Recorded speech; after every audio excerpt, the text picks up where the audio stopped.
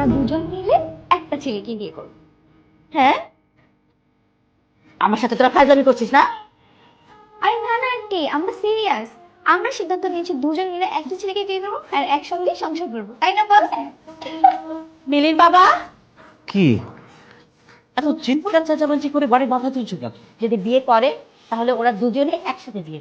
আচ্ছা ঠিক আছে, ছেলেটাকে দেখতে যান, আর আমিও না হয় আমার বন্ধুকে বলছি তার মেয়ের জন্য একটা ছেলে দেখবো।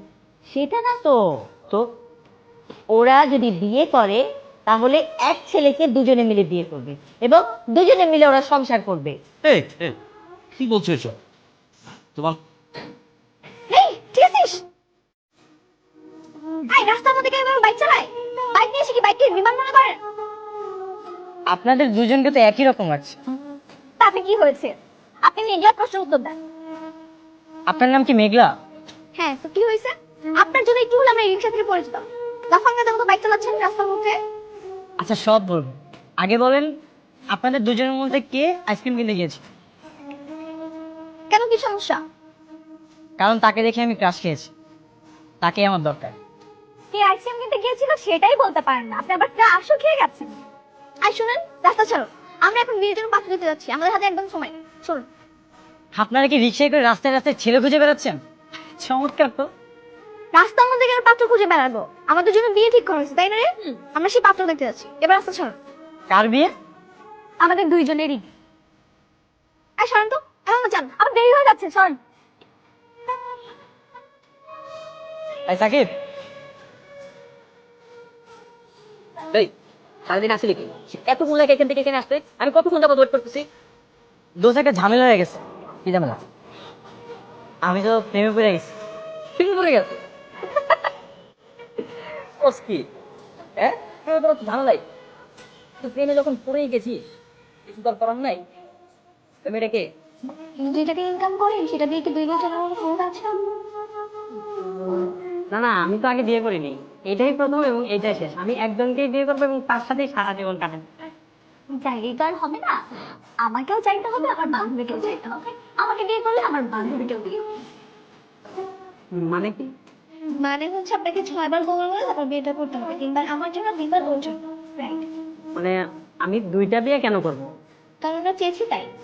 যদি আমরা একটা কাজ করতে পারি, আমরা এমন কোনো পরিবার খুঁজি যে পরিবারে দুটো ভাই আছে, আমরা তাহলে দুই বান্ধবীকে দুই ভাইয়ের কাছে বিয়ে করবো। ভালোই তো বলেছে, সুন্দর একটা বুদ্ধি দিয়েছে। কিছু বলবে বাবা? আমরা তোদের দুই বান্ধবীর বিয়ের ব্যাপারে একটা সিদ্ধান্ত নিচ্ছি। যেহেতু তোরা একই বাড়িতে বিয়ে করতে চাস, তাই সিদ্ধান্ত। কি সিদ্ধান্ত শুনি? সিদ্ধান্ত হলো তোর আর মিলির একই পরিবারের দুই ভাইয়ের সাথে বিয়ে দেব, যাতে করে তোরা সারা জীবন একসাথে।